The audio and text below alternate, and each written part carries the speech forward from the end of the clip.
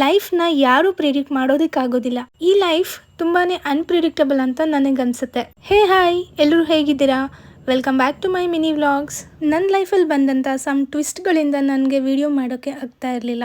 It's okay, I am back. ಒಳ್ಳೆ ದಿನಗಳಿಗೋಸ್ಕರ weight ಮಾಡಲೇಬೇಕು ಅಲ್ವಾ? ಹಾಗೆಯೇ ತುಂಬ ದಿನದಿಂದ ಮನೇಲೇ ಇದ್ದ ಕಾರಣ ಹಬ್ಬಕ್ಕೆ ಹೋಗಿದ್ದಾಗಿಂದ ಊರಿಂದ ತಂದಿದ್ದ ಕೆಲವೊಂದು ಥಿಂಗ್ಸ್ನ ಮಾವನ ಮನೆಗೆ ಕೊಡೋದಕ್ಕಿತ್ತು, ಹೋಗೇ ಇರಲಿಲ್ಲ. ಸೊ ಇವತ್ತು ಅಲ್ಲಿಗೆ ಹೋಗೋಣ ಅಂತ ಅಂದ್ಕೊಂಡೆ. ಆ್ಯಸ್ ಯೂಶ್ವಲ್ ಎಲ್ಲ ಕೆಲಸನೂ ಮುಗಿಸ್ಕೊಂಡು ಬ್ರೇಕ್ಫಾಸ್ಟ್ಗೆ ಇಡ್ಲಿ ಮತ್ತು ಚಟ್ನಿನ ಮಾಡಿದೆ. ಸೊ ನಾನು ಕೂಡ ಬ್ರೇಕ್ಫಾಸ್ಟ್ನ ಮಾಡಿಕೊಂಡು ಮಿರರ್ಗೆ ಒಂದು ಸ್ಮೈಲ್ ಕೊಟ್ಟು ಪೋಸ್ ಮಾಡ್ತಾ ಮೆಟ್ರೋ ಅಲ್ಲಿ ಹೊರಟೆ. ಮನೆಗೆ ಹೋಗಿ ಸ್ವಲ್ಪ ಹೊತ್ತು ಮಾತಾಡ್ತಾ ಹಾಗೆ ಒಂದು ಬುಕ್ನ ಓದಿದೆ. ಜಿದ್ದು ಕೃಷ್ಣಮೂರ್ತಿ ಅವರದು. ಲೈಫ್ನ ಪ್ರಾಕ್ಟಿಕಲ್ ಆಗಿ ಸಿಂಪಲ್ ಆಗಿ ಎಕ್ಸ್ಪ್ಲೇನ್ ಮಾಡಿದ್ದಾರೆ. ಮತ್ತೆ ನನಗೆ ಈ ಚಿಕ್ಕ ವಯಸ್ಸಿಂದ ಪದಬಂಧ ತುಂಬೋದು ಅಂದ್ರೆ ಅದೇನೋ ಒಂಥರ ಖುಷಿ. ಅತ್ತೆ ಮಾಡ್ತಾ ಕೂತಿದ್ರು, ಅವ್ರ ಜೊತೆ ಸೇರಿ ನಾನು ಸ್ವಲ್ಪ ಫೀಲ್ ಮಾಡಿದೆ. ಟೈಮ್ ಹೋಗಿದ್ದೆ ಗೊತ್ತಾಗ್ಲಿಲ್ಲ. ಹಾಗೆ ನಿಮಗೇನೋ ಹೇಳೋಕಿದೆ.